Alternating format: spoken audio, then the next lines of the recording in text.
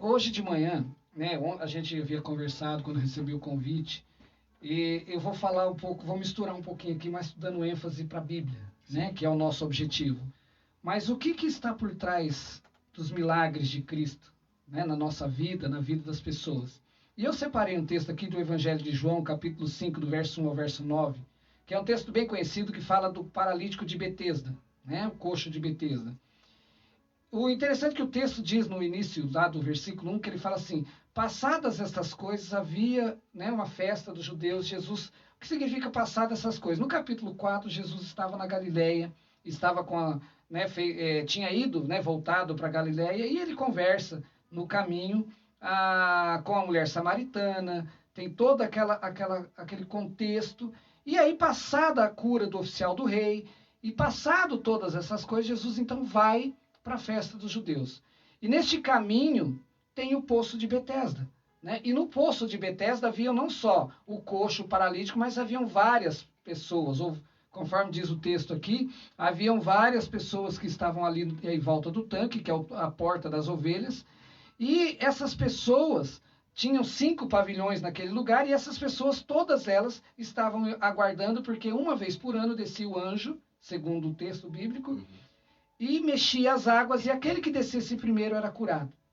E aí chama a atenção que o texto fala aqui, que havia ali um homem, no versículo 5 fala assim, havia ali um homem enfermo, havia 38 anos. Ou seja, não se sabe se aquele homem antes era uma pessoa sadia, mas se sabe que havia um homem ali que estava 38 anos enfermo. E vendo Jesus, diz o texto, Jesus vendo-o deitado e sabendo que estava assim há muito tempo, perguntou-lhe: que queres ser curado? Respondeu-lhe o enfermo: Senhor, não tenho ninguém que me ponha no tanque. Quando a água é agitada, enquanto eu vou, desce outro antes de mim. Então lhe disse Jesus: levanta, toma o teu leito e anda. Imediatamente o homem se viu curado e tomou o seu leito e pôs-se a andar. Quando nós lemos esse texto, primeiro tem a questão poética que nós temos, teológica, que a gente entende aqui. Qual é a questão poética, teológica que nós entendemos que é a grande coisa de tudo isso? Jesus realiza milagres. Ponto. Jesus não parou de realizar milagres, ele vai continuar realizando milagres, ele continua realizando milagres hoje. Se você está precisando de um milagre na sua vida, creia que hoje o milagre está chegando na tua casa, está chegando na tua família, está chegando no teu lar, no seu trabalho, na sua empresa, onde quer que seja, o milagre está chegando, pois é Jesus que passa e realiza milagres. Amém? Glória a Deus. Mas tem outras coisas importantes aqui. Quando nós olhamos aqui, Jesus vê um homem e sabia que ele estava há muito tempo doente. Fazendo uma analogia com relação ao meu trabalho, que eu não deixo de fazer uma analogia sempre das coisas, porque não é porque eu sou psicanalista, às vezes as pessoas confundem. Ah, você é psicanalista e se torna frio, você não vê as coisas que acontecem, você para de prestar atenção. Não, aí é que a gente presta mais atenção, aí é que a gente vê os detalhes. É interessante que nesse texto fala assim, Jesus pergunta, ele viu o homem doente, viu o homem enfermo e pergunta para ele: você quer ser curado? E qual seria a minha resposta, por exemplo? Eu quero. Qual seria a sua resposta, pastor Eliseu? Eu quero. Com certeza. Mas aí ele fala assim: não, mas olha, acontece isso, acontece aquilo. Ele não é objetivo. E quando a gente tem essa visão, por isso que eu falei, o que está por trás desse milagre de Cristo? O que está por trás é a visão que tem aqui. Qual é a visão que nós aprendemos aqui? As desculpas que nós damos. Jesus está querendo curar a nossa vida, Jesus está querendo curar as pessoas, Jesus está querendo trazer bênção, querendo trazer satisfação, querendo trazer... Nós estávamos falando de prosperidade, né, do tema do meu livro. A prosperidade, porque a prosperidade começa na área espiritual, depois é consequência na área... nas coisas físicas, e elas acontecem nas coisas materiais. Eu creio, eu recebo isso também. Mas acontece por quê? A pergunta de Jesus continua até hoje. Você quer ser curado? Nós queremos ser curados. Você que está aí na sua casa, você que está nos ouvindo, você que está nos vendo aqui pelo Facebook, você quer ser curado? Você quer ser curada? Mas aí a pergunta que Jesus nos faz, nós não respondemos. Porque a resposta deveria ser sim, eu quero ser curado. Porque é Jesus que está perguntando. E isso é uma questão nossa, do nosso cérebro, porque qual é a questão que sempre nós temos? De colocar justificativas em tudo. Nós aprendemos desde pequeno a colocarmos justificativas para as coisas que nós temos na vida. Porque quando nós somos crianças, nós aprendemos que alguém nos ensinou que nós devemos falar as coisas, justificar isso e aquilo, mas tem coisas que não precisa justificar. Eu quero ser curado.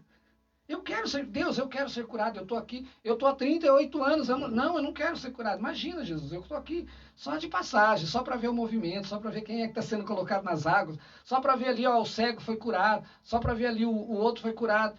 Mas ele se coloca em duas situações. Primeiro, as justificativas desnecessárias. Então, quando Jesus pergunta, quer ser curado? Tem as justificativas desnecessárias.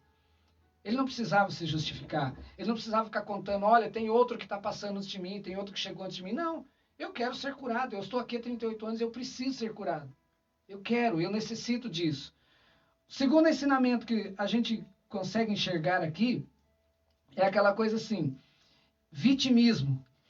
Ele se vitima, ele se coloca sempre na posição do vitimismo. Ou seja, ele estava ali há 38 anos, mas será que não tinha alguém que poderia estar junto com ele ali, um amigo, um familiar? Por exemplo, nós pegamos o texto da parábola da cura, melhor dizendo, do paralítico que é colocado sobre, que desce pelo eirado do telhado. Os 4 amigos, tinha muita gente, não tinha como chegar até Jesus. Qual foi a atitude deles? Vamos colocar o cara na maca, vamos descer ele na frente de Jesus, vamos descer pelo telhado. Tomou-se uma atitude, não ficou... E o cara, interessante que todo mundo, nós falamos, eu como pastor prego, já falei várias vezes desse texto também, a gente fala dos 4 amigos que tomaram atitude. Mas a atitude do paralítico que aceitou, porque ele corria o risco dos caras derrubar ele na maca, corria o risco de aí ficar pior, né, o caldo, mas não, ele aceitou, ele falou, não, pera lá. Se os meus amigos querem me ajudar, ou ele podia falar, não, mas vai dar muito trabalho, imagina, vocês vão ter que subir pelo eirado do telhado, vão ter que tirar as coisas ali, amarrar a corda, me descer até na frente de Jesus, vamos deixar assim mesmo, quando Jesus passar aqui, falou, não, vamos lá, vocês querem me colocar ali, vamos, é para ser curado? É, então vou lá, né? Ele não ficou esperando, aceitou. E aqui, o paralítico aqui, ele começa, não, mas olha, tem outros, tem essa situação. E quantas vezes... Eu já fui assim. E eu sou assim ainda em algumas situações. A gente olha, nós estávamos falando aqui de sonhos. Nos intervalos aqui nós estávamos falando de sonhos. Gente, a gente coloca tanta desculpa. Esses dias atrás eu estava colocando uma desculpa para mim mesmo. Para mim mesmo. Puxa, mas eu não tenho dinheiro para fazer isso. Dos livros. Sim. Né? Eu não tenho dinheiro para pedir mais livros? Não tenho. Mas eu pedi, liguei na editora, eu preciso de mais tantas cópias de livro. Como que eu vou pagar? Não sei, Deus vai prover. Porque se eu ficar olhando as dificuldades, ficar olhando, eu não posso, eu não consigo, eu não tenho isso, eu não tenho aquilo, eu não vou sair do lugar. Eu vou ficar como este paralítico aqui, eu não vou receber a minha bênção. Porque eu me coloco na posição de vítima. Porque eu fico esperando alguém estender a mão para mim. Engraçado que Jesus não perguntou para ele o que estava acontecendo. Jesus perguntou para ele, você quer ser curado? E Jesus pergunta e continua perguntando hoje para você também que está aí na sua casa a mesma coisa. Você quer ser curado? Ele não está perguntando qual é a sua desculpa, qual é o seu vitimismo, porque eu não tenho isso, porque eu não tenho aquilo, porque, e se isso, como não aconteceu? Ele tá perguntando para você, você quer ser curado? E quando ele pergunta isso, ele está esperando de você uma única atitude. Eu quero ser curado. Eu quero ser curado. Eu quero ser curado em nome de Jesus e vou receber a cura na minha vida. Um outro ensinamento muito importante que a gente vê aqui também, que eu enxergo aqui, que eu consigo enxergar aqui nesse texto, é a visão de Jesus. Né? A visão de Jesus sobre aquele homem. Tinha várias pessoas ali. O texto fala que existiam muitos enfermos. Né? Diz ali, no versículo 3, fala assim, nestes jazia uma multidão de enfermos, cegos, coxos, paralíticos, esperando que se movesse a água, porque um anjo descia em um certo tempo, agitava, e o primeiro que entrasse no tanque, uma vez agitada, a água sarava de qualquer doença que estivesse. Jesus tinha tantas pessoas ali, mas por que Jesus foi escolher justamente aquele homem que estava numa cama? Por que Jesus não realizou o milagre para todos os outros? E aí, eu entendo uma coisa: tudo tem o tempo de Deus na nossa vida. Tudo. Se não chegou o milagre para as outras pessoas, não é que as outras não seriam curadas, não seriam também abençoadas, não receberiam aquela graça da cura na sua vida. Mas não era o tempo deles. Não era o tempo. E algumas coisas, depois a gente vai ver lá Pedro, quando chega na porta do templo formoso, lá em Atos, quando ele está passando por ali, tem vou usar a palavra de hoje, né? Tem aquele mendigo, né, que estava pedindo, e ele estava ali: olha, me dá um pouco de, né, ele fala: não tenho ouro nem prata, mas o que eu tenho eu te dou, em nome de Jesus Cristo Nazareno, levanta e anda. E é interessante que Jesus já havia passado ali, porque Pedro estava passando, Jesus já havia passado por ali, Jesus já tinha entrado no templo. Todos nós lembramos da passagem de que Jesus se irritou, chutou o pé, eu tenho um linguajar meio popularzão, né? Ele meteu o pé no balde mesmo, chutou, né? Entrou no templo chutando tudo, falando que estavam se fazendo do templo covil de ladrões e tal. Jesus havia entrado por aquela porta, Jesus havia passado por ali. Por que Jesus não curou aquele homem? Porque diz que havia anos que ele estava ali, porque não era o tempo. E a palavra de Deus lá em Eclesiastes capítulo 3 diz: há tempo para todas as coisas, há tempo de plantar, há tempo de colher, há tempo de chorar, há tempo de sorrir, há tempo, né, para tudo. Nós é que não temos, que aí entra uma coisa interessante, outro ensinamento interessante aqui, que seria o quarto, a paciência. O tempo de espera, porque aquele homem esperou 38 anos para ser curados. Ali, ó, havia 38 anos. Conforme disse o ministro, não se sabe se ele já estava, antes era um homem perfeito, e nem se ele tinha mais, mas ele tinha 38 anos que ele estava naquela situação. Durante 38 anos ele esperou. E isso nos ensina o quê? Perseverança. É um outro ensinamento que está aqui. Ele ficou esperando, ele perseverou, ele não desistiu, ele insistiu, embora ele tenha tomado para si a capa da vítima. Porque durante esses 38 anos, paralítico naquele tempo não é como hoje, que existem várias maneiras da gente ver as pessoas aí, que hoje existem as Paralimpíadas, inclusive, né, que as pessoas conseguem fazer, tem vaga para deficiente no mercado de trabalho. Paralítico naquele tempo, o povo judeu, era um ser que não tinha validade nenhuma. Era colocado à margem da sociedade.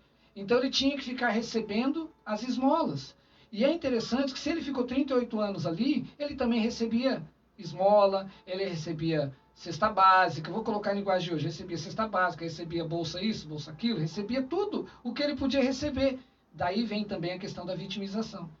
Ah, Jesus, quer ser curado? Por que é que você quer ser curado se eu também estou recebendo um monte de benefício? Tem esse lado também. Se eu estou recebendo um monte de coisa, por que é que eu quero melhorar de vida? O medo de ter que mudar de vida. O medo de ter que ser diferente. E aí entra uma coisa importante, já partindo aqui para o encerramento, tem uma coisa importante que a gente vê assim: nós temos muitas vezes isso na nossa vida. Nós temos medo da mudança da nossa vida porque nós estamos acostumados. E aqui, Jesus faz uma coisa importante com ele. Está mudando não só o coração, não só o físico daquele homem, mas está mudando o coração, a mente, está mudando a maneira dele enxergar o mundo, a maneira dele enxergar a si próprio, que agora ele vai prosperar. Olha a prosperidade aqui. Agora ele vai prosperar, porque ele vai ter coisa, ele vai ter como trabalhar, ele vai ter como se manter, ele vai ter como ter muito mais do que o que ele tinha até aqui.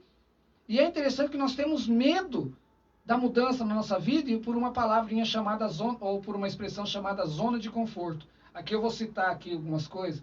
Além de psicanalista, eu faço mentoria. Né? Eu faço mentoria de 2 empresas, por exemplo, que no período de pandemia agora, em vez de demitir, somando as 2, contratamos quase 50 pessoas. Por quê? Não precisamos ter medo. Nós precisamos o quê? Nós cremos na palavra de Deus, nós temos Cristo, nós temos Deus, nós temos o Espírito Santo. E se nós temos Ele do nosso lado, nós temos que crer que Ele vai fazer. Lógico que nós não vamos fazer de maneira desordenada, mas nós vamos fazer segundo a palavra nos ensina. E Deus nos deu essa sabedoria. E Jesus, quando fala isso aqui, quer ser curado de sair da zona de conforto, sair do vitimismo, sair dessa maneira de olharmos para nós que não temos condições. Sim, nós temos condições. Eu lembro da expressão da campanha política do Barack Obama, que a expressão, o tema que ele usou era, né, sim, nós podemos, né?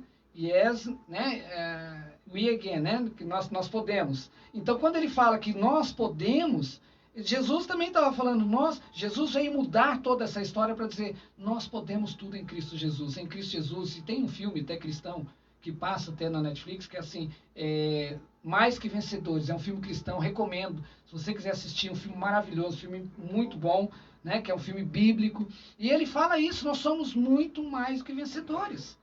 Se Deus é por nós, diz lá em a palavra de Deus, se Deus é por nós, quem será contra nós? Então, isso é importante.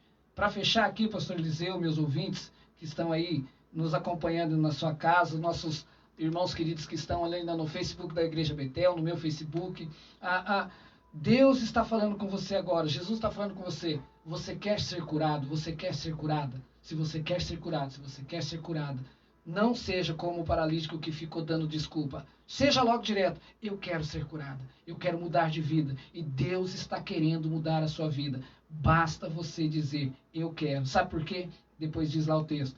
Jesus disse, levanta, toma o teu leito e anda. Sabe? Levanta agora. Não fica parado. Esse é o último ensinamento. Não fica parado. Toma o teu leito, sai andando. Pega as tuas coisas, sai fazendo. Diz a palavra de Deus, quem sai andando e chorando e semeando pelo caminho, né? Quem sai andando e semeando pelo caminho, ainda que chore, ainda que tenha lutas, ainda que tenha dificuldades, voltará consigo trazendo seus feixes, trazendo sua colheita. Há tempo de colher, mas você precisa semear. Semeie agora, pois Deus quer abençoar a sua vida, em nome de Jesus.